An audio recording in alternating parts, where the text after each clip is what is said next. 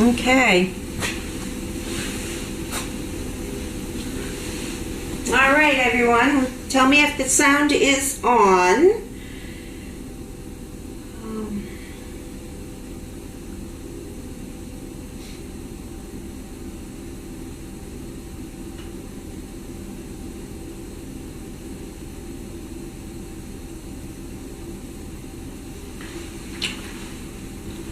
All right, just gotta see if the sound's on. Oh, that's not it. Funny.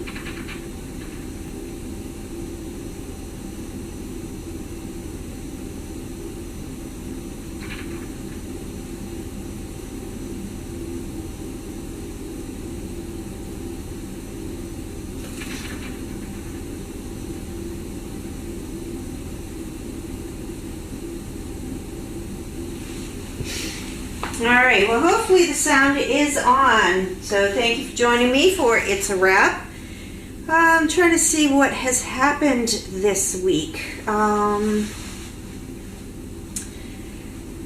Let's see, yesterday was let's go backwards. So yesterday was a fun day. We were invited to, a veteran organization invited us over to an American Legion Post 404 in Newton, Mass. So we had a few people go with us, and we brought 4 dogs.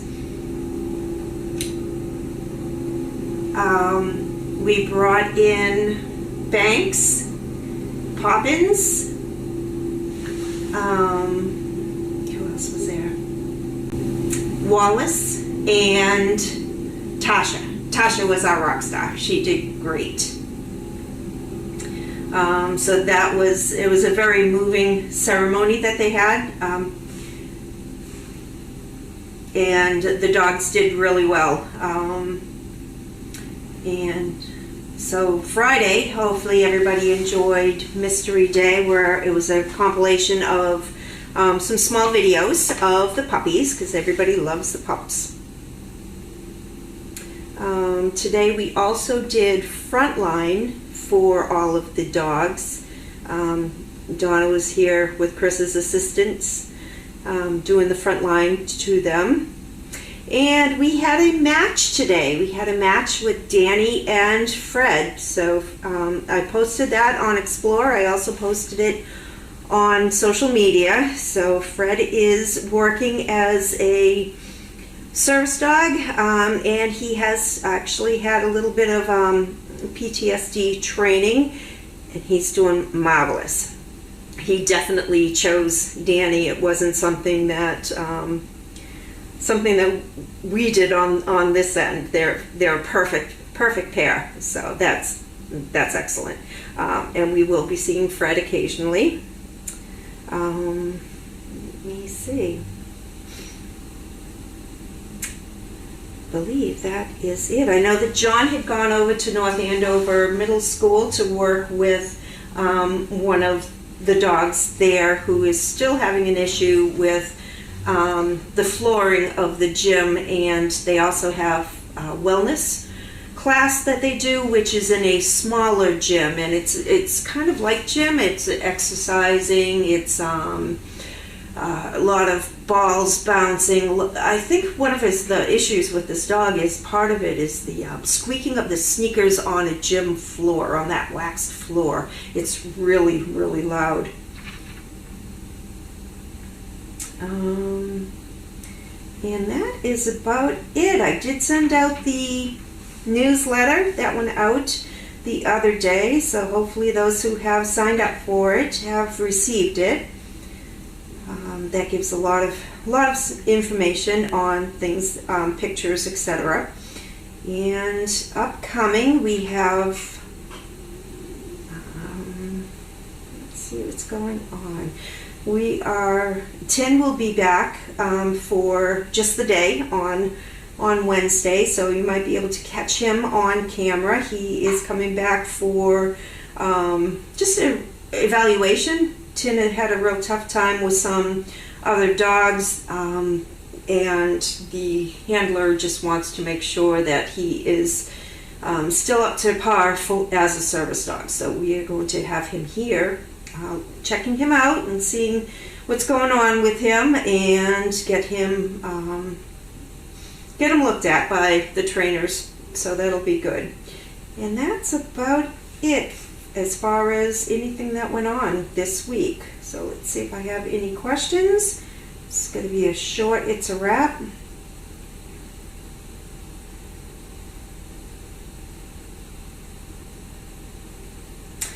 Crafty wants to know, is Fred's recipient a veteran? No, Danny is not a veteran. And that is it. That looks like that's the only question. Let me do another quick refresh.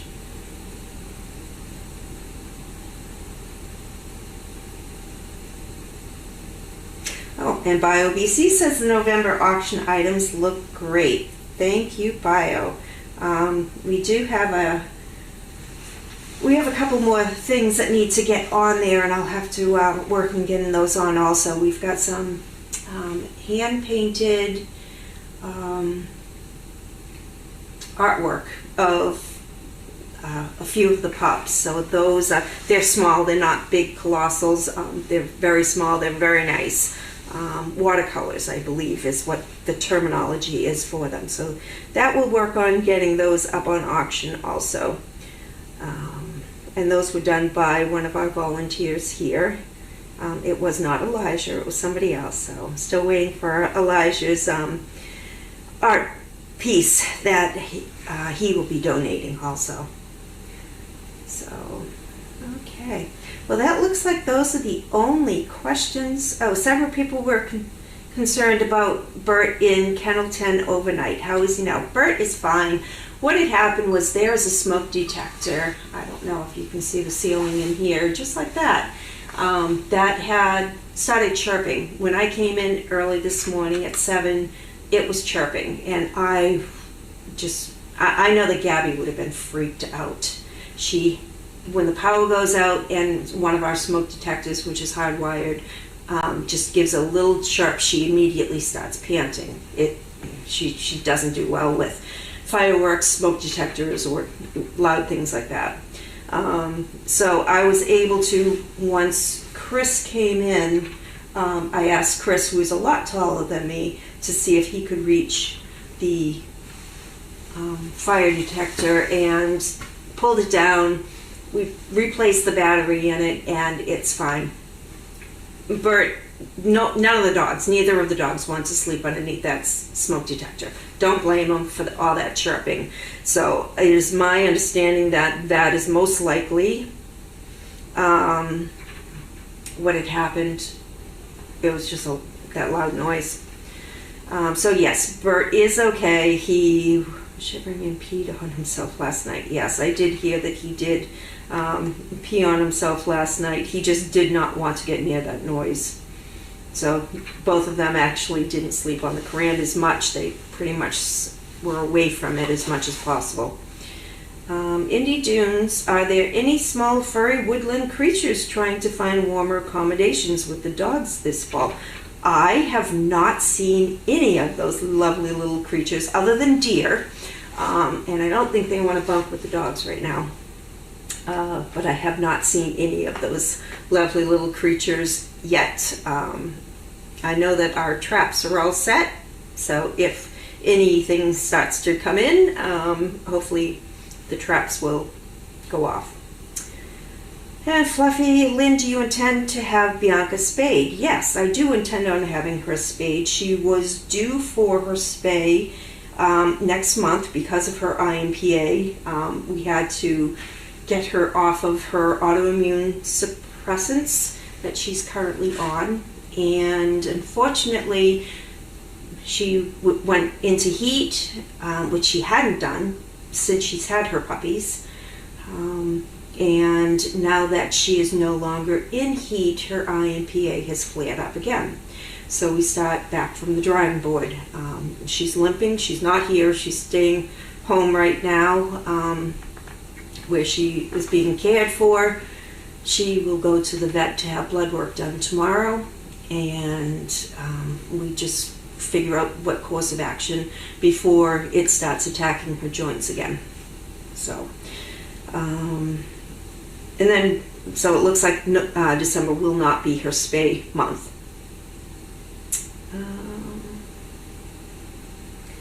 Archie says, will there be no dogs regularly anymore in Ice House? So we're just going to have, all the dogs are in the barn right now. We're not having them in Ice House unless we need to. This will be a place when we have our spays and neuters for them to come in here to relax. I just can't see leaving lights on and paying the electric bill when there's no dogs in here. So we shut everything down.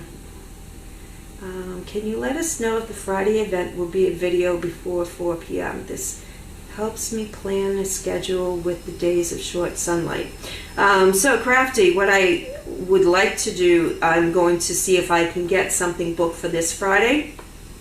I believe I have something booked for next Friday, which would be a lot of fun. Our person canceled on us on Friday, so I was able to put together just that compiling a bunch of small little videos together. So yes, I have to get, on Monday I have to get Friday booked. It's just, you know, with the match, us going out training and everything else going on here. She said that the sound of a smoke detector is terrible. Had it in my house. It was nerve-wracking. Yeah, I hate the sound of it because I know exactly what it does to Gabby. I can imagine what it does to a dog that has never heard it in its entire life.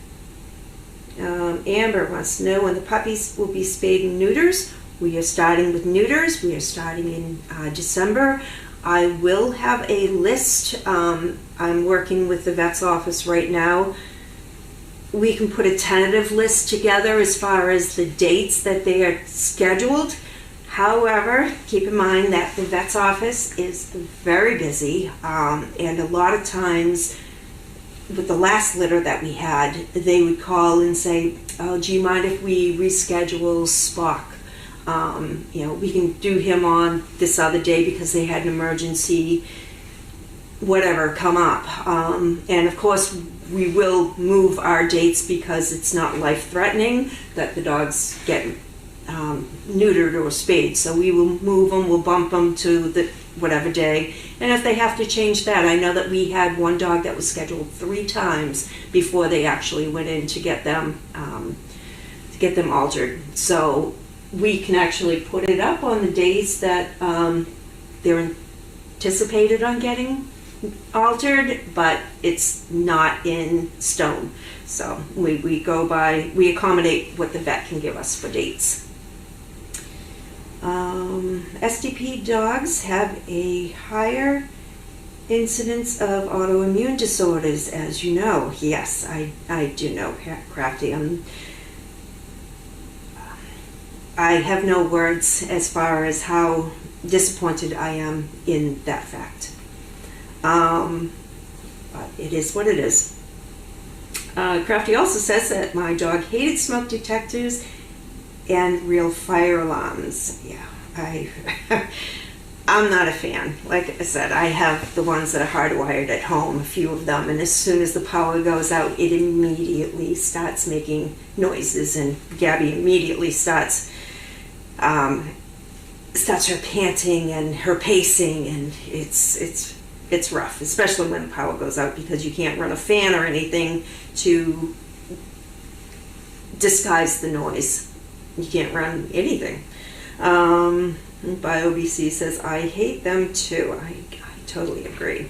But they are necessary, and I am glad that we do have them, which is good. It's just going to have to be one of those things, just like at home, when the clocks change, then our batteries need to change. So we have 2 we have 2 detectors in the feed room, and those will be looked at. I actually have a thing I can stand on to look at those to see exactly how they're operating, how old they were, and whether or not they need to be replaced. Fluffy says, that is one more reason I won't have a dog anymore. Very hard to get care. Besides, it is so expensive. It is. I remember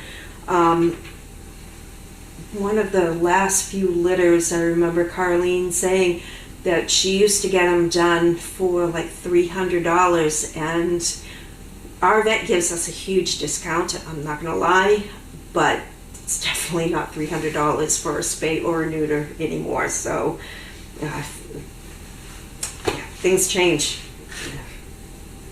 And Bio says, I'm so glad Bert was not having any health issues. Thanks for letting us know what happened. Absolutely. Absolutely. All right. See, I don't think we have any more questions. I don't know what that noise was. So I am going to say goodnight, everybody. Have an awesome evening.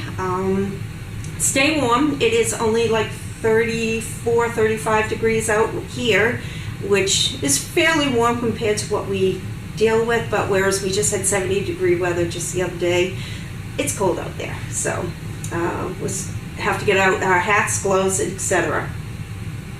Crafty asks, do you have plenty of ornaments for the tree for next weekend? No, you can always would love more. We have a few people that are going to be making a few, and we're also everybody's pitching in and putting some like scratch cards and things like that on the tree to make it a little, just a little different. Crafty says, hey, time change is a good time to change the batteries. Yeah, that's the only way I remember. So, all right, everybody, have an awesome night, and that's a wrap. We will see you again soon.